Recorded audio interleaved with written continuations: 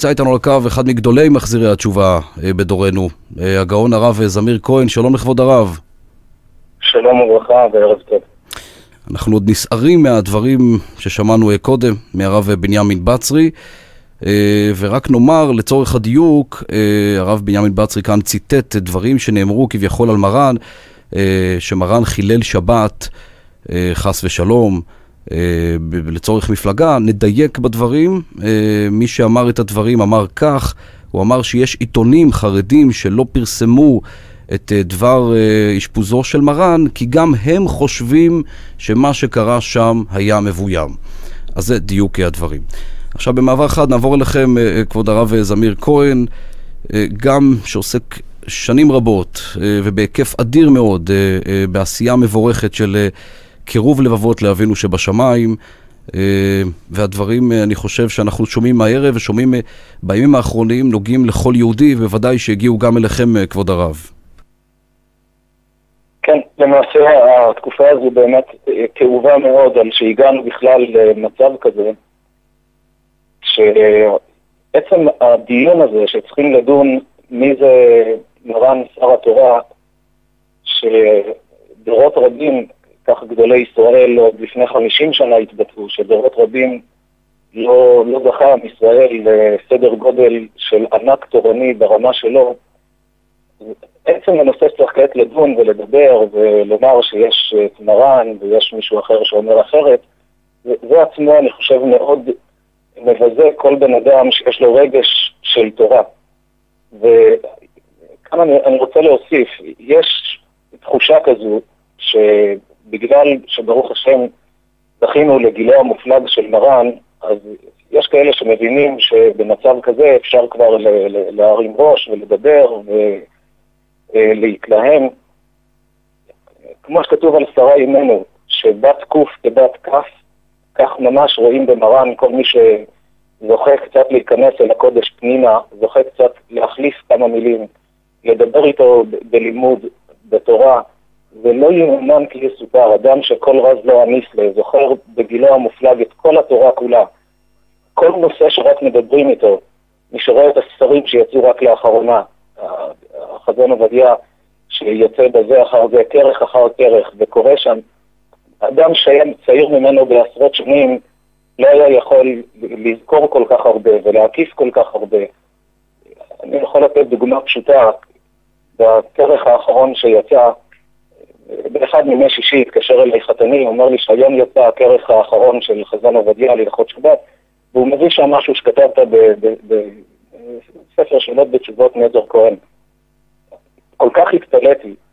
ספר שאדם פשוט כותב אותו, ומרן מוצא את הזמן גם לעיין שם ולכתוב שאומנם שם כתב שיש שני סוגי קינים, אבל לעניין הלכות שבת הוא מכריע כדעתו הגדולה, נכנס לפרטים ופרטי פרטים.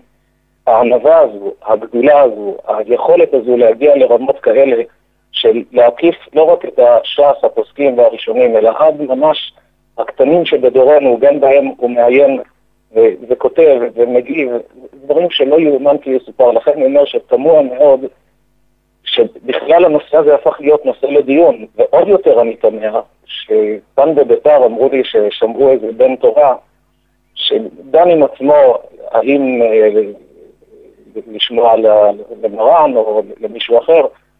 לדעתי בן תורה שמסופק בדבר כזה, אם לשמוע להוראות מרן שר התורה שליטה או להוראת מישהו אחר, הוא צריך לערוך חשבון נפש עם עצמו אם הוא בכלל ראוי לתואר בן תורה, אם הוא בכלל יודע מה זה תורה. אדם כזה הרי ברור שלא יודע מה זה תורה, גם אם הוא לומד 30 שנה בישיבות ובכוללים, אם יש לו בכלל ספק האם לשמוע למרן שר התורה או לאדם שאומנם עוסק בקירוב ומגיע לו הערכה גדולה על כל מה שהוא עשה בשנים הקודמות, אבל אני מדבר יותר על התקופה לפני כל עידן המלחמות החדשות של השנים האחרונות, שמאז ומעולם תמהתי מה ראה לכל העניין הזה, אדם שמצליח בתחום מסוים, למה צריך לריב עם כולם, למה צריך להתלהם עם כולם. אבל העדפתי לא להיכנס לכל העניין הזה, והאמת היא שגם בימים האלה אני עם המון התלבטויות, אם בכלל להיכנס לתוך התחום הזה. סך הכל אנחנו עוסקים בקירוב, ושלא יהיה מצב שיראה שאנשים שעוסקים בקירוב רבים זה עם זה, אבל במצב של היום לא עת לחשות, שכבוד התורה מונח כאן על כף המאזניים, דיבורים שלא מדברים על רב שכונה, דיבורים שלא מדברים על רב שכונה, מדברים אותם על גאון ישראל. אז נכון, יש אחר כך בהרצאות פלפולים והסברים נקרא לזה מהלכים מתוחכמים, איך לנסח דברים ולהעביר אותם למסלולים אחרים, אבל כל בר דעת ששומע את הדברים ומבין מה מסתתר מאחוריהם, מבין לאחד הדברים האלה שואפים, לאיפה הדברים מגיעים. הרב, מה עם הנושא של הכרת הטוב בעניין הזה? אני חושב שבזה התשובה פשוטה. אמרתי לכמה ששאלו אותי בעניין הזה. נתאר לעצמנו אדם שנפל ברחוב, ונהג אמבולנס, חילץ אותו משם, העלה אותו לאמבולנס, הביא אותו לבית החולים. בדרך, מה שהוא יגיד לו הוא יעשה. הוא מציל אותו. אבל לאחר שהוא מגיע לבית החולים, והפרופסור הגדול והמומחה שהוא מנהל כל המחלקות, אומר שצריך לעשות כך.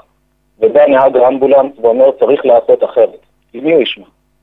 הוא אומר לנהג האמבולנס, אני מאוד מעריך שהצלת אותי, אבל יש כאן מומחה בתחום. כשמצילים חיים של אדם מבחינה רוחנית, אז זה דבר גדול.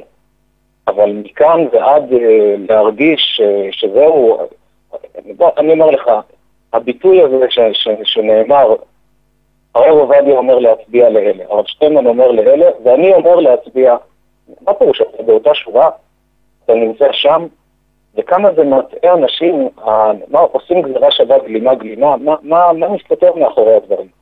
לכן אני אומר, כל בר דעת צריך לדעת מה המשמעות של בן תורה, מה המשמעות של גדול בתורה.